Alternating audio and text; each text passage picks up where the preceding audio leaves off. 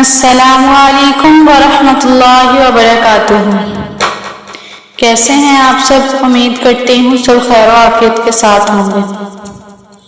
الحمد للہ رب العالمین والعاقبۃ للمتقین والصلاۃ والسلام علی سید الانبیاء المرسلین، اما بعد۔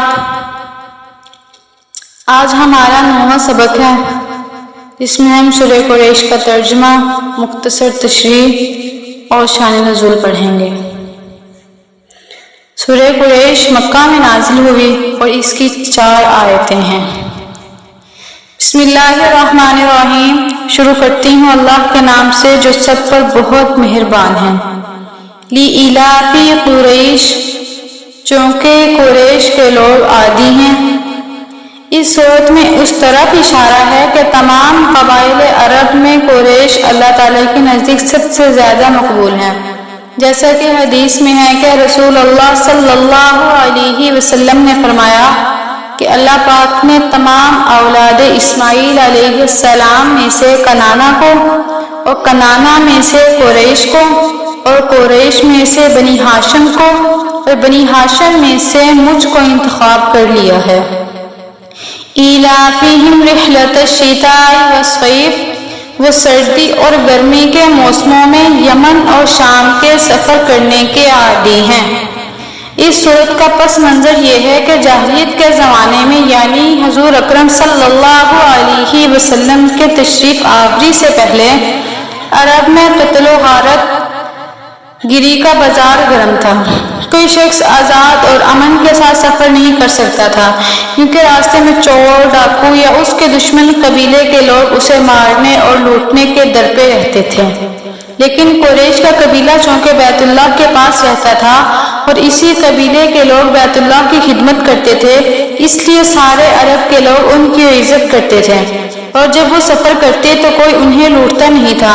اسی وجہ سے قریش کے لوگوں کا یہ معمول تھا کہ وہ اپنی تجارت کی خاطر سردیوں میں یمن کا سفر کرتے تھے اور گرمیوں میں شام کا سفر کرتے تھے۔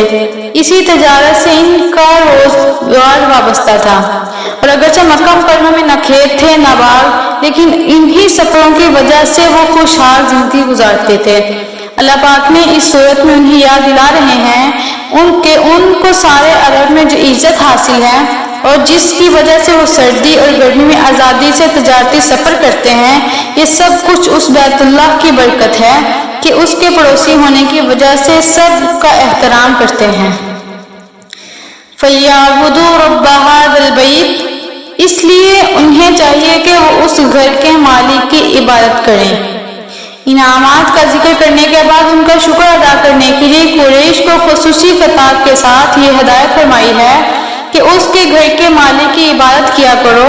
اس جگہ اللہ پاک کی صفات میں سے رب البیت ہونے کی صفت کو خصوصیت سے اس لیے ذکر فرمایا کہ یہی بیت اللہ قریش کے تمام فضائل اور برکات کا سرچشمہ تھا۔ الذی اطعمہم من جوع وآمنہم من خوف، جس نے بھوک کی حالت میں انہیں کھانے کو دیا، بدامنی سے انہیں محفوظ رکھا۔ اس میں قریش مکہ کے لیے دنیا کے ان تمام عظیم نعمتوں کو جمع فرما دیا ہے جو انسان کے خوش عیش رہنے کے لیے ضروری ہیں۔ اطعمہم من جوع میں کھانے پینے کی ضروریات داخل ہیں، اور آمنہم من خوف میں دشمنوں، ڈاکوؤں کے خوف سے معمون ہونا بھی شامل ہے، اور آخرت کے عذاب سے معمون ہونا بھی۔ مشہور مفسران ابن کثیر رحمہ اللہ تعالیٰ نے فرمایا ہے کہ یہی وجہ ہے کہ جو شخص اس آیت کے حکم کے مطابق اللہ پاک کی عبادت کرے تو اللہ تعالیٰ اس کے لیے دنیا میں بھی امن اور بے خوف و خطر رہنے کا سامان فرما دیتے ہیں، اور آخرت میں بھی، اور جو اس سے انحراف کرے اس سے یہ دونوں قسم کے امن و سلب کر لیے جاتے ہیں۔